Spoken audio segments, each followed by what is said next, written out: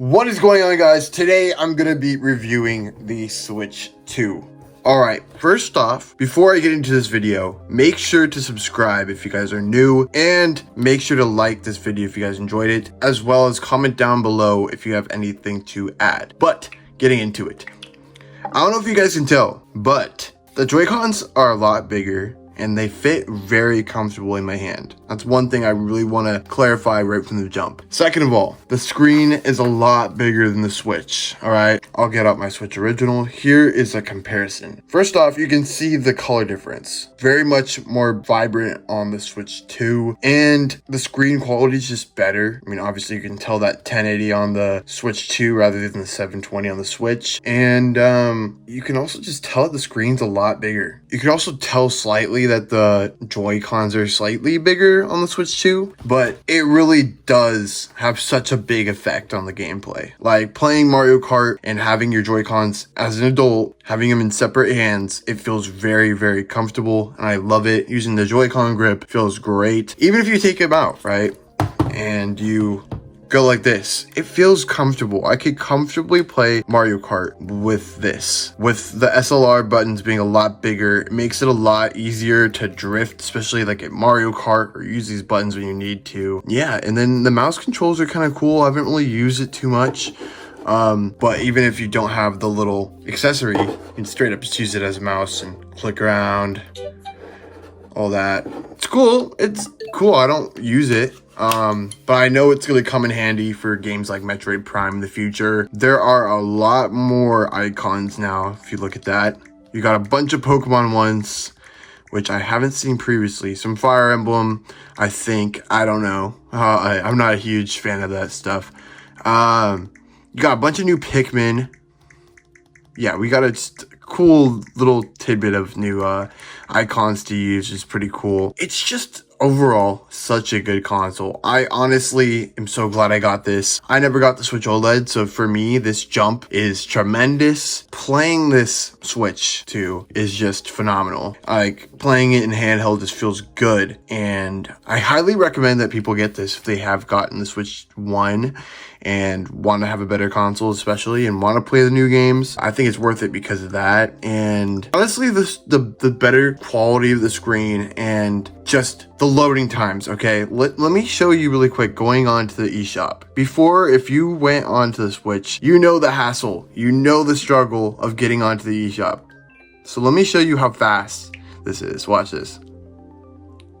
Boom, we're in. If you were a Switch person, you just know that trying to get into the eShop took at least a minute. Like maybe not exactly like a minute, maybe it took a little less, but it took a while. And just the game loading times are so fast. Like watch this. This will probably load in, I'll say 30 seconds. I'll just let it show the whole way through.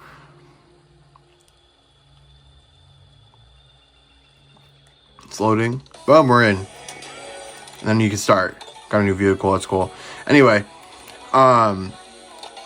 immediately hop on. And look at these colors, how they just pop. Oh my. I also like the kickstand. It's not anything crazy. Obviously, it's not like a crazy new feature, but it does come in handy. I do want to demonstrate that really quick. It's sturdy. A lot more sturdier than the Switch kickstand, which was literally just a little. And by the way, guys, I've had this since 2017, since launch. This is a launch day console, and yeah, it lasts for a minute. I've had that since 2017 from when it launched. But yeah, it's very sturdy. So if you like try to like push it, it's not gonna just like fall off. Very nice. I think there's rubber right here. And yeah, it's just right here, but it does help. And the stand is actually sturdy, which is nice. I haven't put a new micro SD card in yet, but I do plan on doing that. I know there's a lot of people that are like skeptical about the whole, you know, right, this plug-in thing, the Joy-Cons, but I do have to say they are very durable. I haven't had any problems personally, and I've seen videos of people really being aggressively trying to take it off, and it does good. Doesn't break or anything. I haven't had Joy-Con drift at all yet. Mario Kart World's been a blast. I can't wait for Donkey Kong Bonanza, but I also can't wait to play like Metroid Prime and actually take advantage of these controls with the mice. because it's gonna be very nice to have a little extra control, faster speed, and really try to track down those angles and, you know, shoot those enemies and stuff. So yeah, I mean, honestly, I think the console's worth it. I mean, the dock is way more powerful. You run your games way faster. eShop way faster. If you want to play the new games, Mario Kart World, honestly, so worth it. But honestly, I feel like the Switch is worth $500 because, first of all, the PlayStation 5 came out for around the same price. Same with the Xbox One X. Plus, it's in 1080, way better quality, way bigger screen. I swear to you, this is like the size of like an iPad mini. It's pretty insane to me to think that we have like an iPad mini kind of screen size on the go to play these amazing games. Haven't had any problems with it. And I also just think that this game, Mario Kart World, is so worth $80. I think it's a little expensive, but for $50 with the bundle, 100% worth it. You're gonna be putting countless of hours in it. I've done the knockout tour, had a blast, and have been playing it a lot. It's a ton of fun, definitely challenging and definitely chaotic, but it's just a ton of fun. I love it. And Grand Prix is fun. Getting new characters is fun. All of it is fun. I just love it. It's worth the money, honestly. I 100% get this console just for this game. And Donkey Kong Bonanza, personally. But that's my reasoning. And I want to hear what you guys all think in the comments down below, because I know a lot of people are like, oh my gosh, I do not want to support Nintendo. I can't get it. I don't want to get it.